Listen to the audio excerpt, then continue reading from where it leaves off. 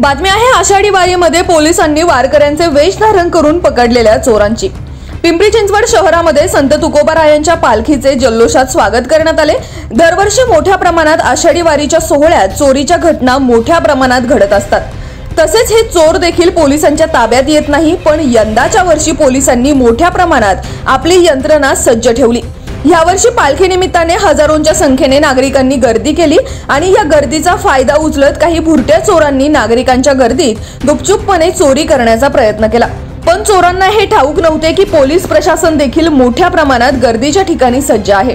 विशेष म्हणजे काही पोलीस अधिकाऱ्यांनी वारकऱ्यांचे वेश धारण करून या दिंडी सोहळ्यामध्ये चोरांवर कडी नजर ठेवली आणि मग काय, चोरी करणाऱ्या चोरांना वारकऱ्यांच्या रूपात असलेल्या पोलिसांनी रंगेहात चोरी करताना पकडले।